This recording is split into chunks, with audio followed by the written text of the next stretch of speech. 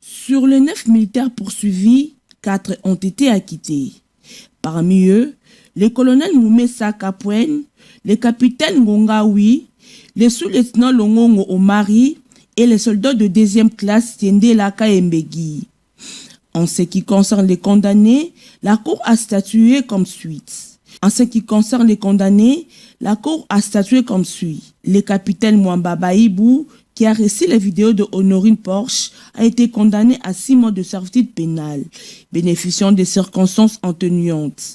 L'adjudant-chef Tchanganou a écopé d'une peine de 12 mois de servitude pénale avec un sursis de 6 mois, également à raison des circonstances atténuantes. L'adjudant Kamenga Mukela, reconnu coupable d'attentat à la pudeur et de violation de consignes pour avoir filmé Honorine avant de partager la vidéo, a été condamné à 10 ans de servitude pénale. Enfin, les sergents Bakindombasi et les soldats de deuxième classe Moda et Kembo ont chacun reçu une peine de 12 mois de servitude pénale pour non-négociation d'une infraction relevant des juridictions militaires. Lors de son arrestation pendant le braquage à la Robank, Honorine Porsche, d'origine congolaise et allemande, a été brutalement traitée par les forces de l'ordre. Elle a été battue, vêtue et ces images ont été diffusées sur les réseaux sociaux. Cet acte a suscité une vive indignation parmi les Congolais, y compris au sein des autorités. Retour au bercail de certains éléments de la police nationale congolaise et des forces armées de la République démocratique du Congo. Ils sont une quarantaine de policiers et militaires de FARDC qui sont arrivés à Béniville après s'être échappés des rangs du M23 AFC qui les avait pris de force depuis l'occupation des Goma et de Bukavu en janvier et février dernier. Ces agents de l'ordre et de sécurité ont été présentés au vice-gouverneur policier du Nord Kivu, le commissaire divisionnaire Louis Segon Karawa, ce jeudi 6 novembre 2025, au quartier général du commissariat de la police nationale congolaise, ville de Béni. Le vice-gouverneur a félicité ses compatriotes pour leur courage et le sens patriotique. Il leur a donné l'assurance que leurs droits sont garantis en tant qu'agents de l'ordre et de défense. eloko ya malamu lokwa bondimaki message wana oyo mokonzi ya mboka apesaki alobaki ke moto nyonso azonga pasi eza mboka na bino bokozala na ngambo ya batomboki te bobomaka bandeko na bino bondimi kozonga me bozonga na bosolo na kati na bino soki moto aye na makambo na ye na ndenge na ye po atia biso mobulu atuka akozwa likambo tokozwa ye noki commissaire provincial ayambi bino malamu awa je pense bazozwa bino en charge namoni mpe bato armé bayali awa il faudrait kozwa contact na T2 mpona ke bato ya armé batia bango na disposition ya secteur opérationnel de voilà ndambo nazali na onayebisa bino yango wana bobanga eloko te bozala wana boko bénéficier na badroit na bino nyonso lokola bana mboka oyo baza na batelefone na baninga na bango bobenga bango boyebisa bango biso tokomi awa bayambi biso malamu bazonga baya awa nde epai na bino avenir na bino ezali awa. Signalons que la présentation de ces rendus a été faite en présence du DG des écoles et formations de la PNC, Awashango Oumia Vital, et du coordonnateur en charge de la réforme de la PNC, Silvano Kassongo. Sous les thèmes « Consolider la paix et la sécurité pour le développement durable dans la région des Grands Lacs », ce sommet de haut niveau rassemblera plusieurs dirigeants africains pour discuter des défis communs concernant la stabilité politique, la coopération régionale et la sécurité transfrontalière. Les préparatifs ont commencé le 31 octobre, dirigés par le ministre de l'intégration régionale, Floribert Anzoulouni, en collaboration avec le secrétariat exécutif de la CIRGL et divers partenaires régionaux et internationaux. 10 sessions techniques seront organisées avant la réunion du comité interministériel régional pour le gouvernement congolais sous le leadership du président Félix-Antoine Tshisekedi Tshilombo. Cette présidence constitue un tournant diplomatique majeur et réaffirme l'engagement de la République démocratique du Congo à jouer un rôle actif dans la promotion de la paix, de la sécurité et de l'intégration régionale, considérée comme essentielle pour un développement durable dans l'espace des Grands Lacs.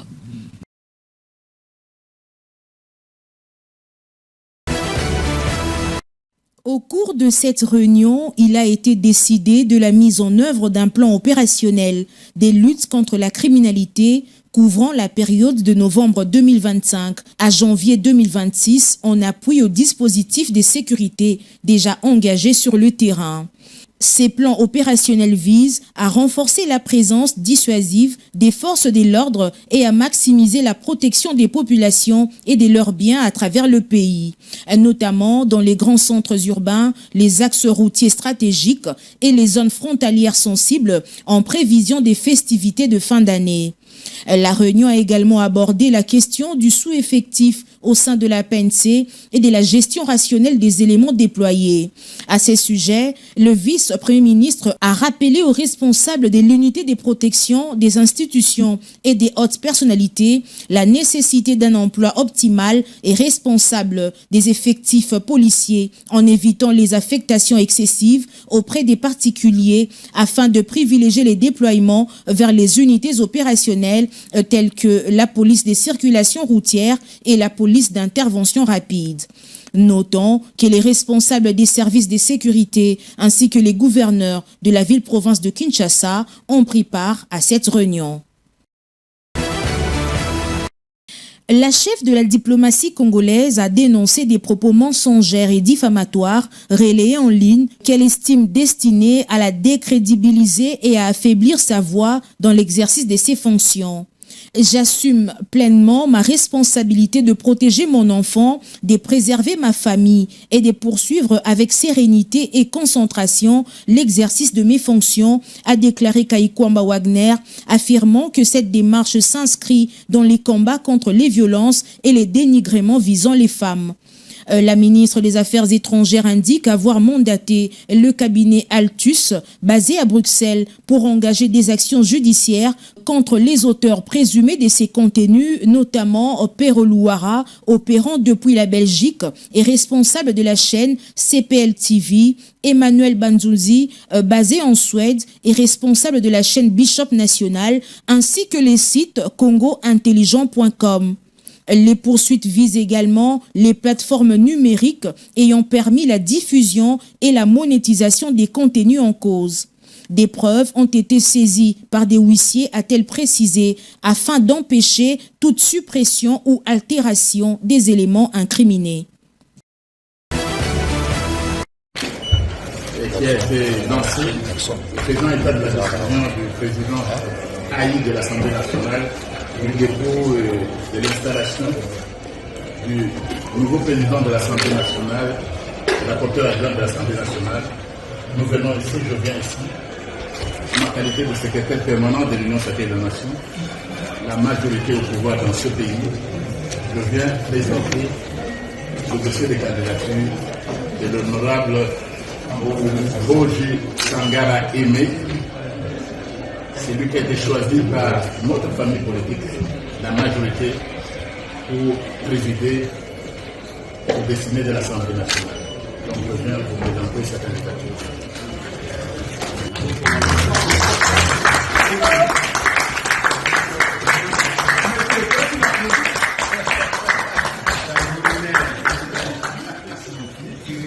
Je suis le secrétaire permanent de l'Union sacrée, très chers collègues, du bureau de l'Assemblée nationale, ici représenté par son rapporteur et questeur, très heureux de vous recevoir. Nous transmettons la candidature que vous venez simplement présenter. Vous l'avez déjà dit au bureau de réception des traitements de candidature présenté par le secrétariat qui va l'enregistrer et vous donner l'acte d'affilée de réception de cette résolution. Le député FMB a voulu savoir si cette appréciation profite réellement à la population ou si elle demeure un indicateur purement technique réservé au milieu économique. Dans sa réponse, le gouverneur André Wameso a mis en avant les fondements économiques de cette évolution. Il a rappelé que le franc congolais est des droits, la monnaie nationale et que l'usage des devises étrangères ne se justifie qu'avec accord entre parties.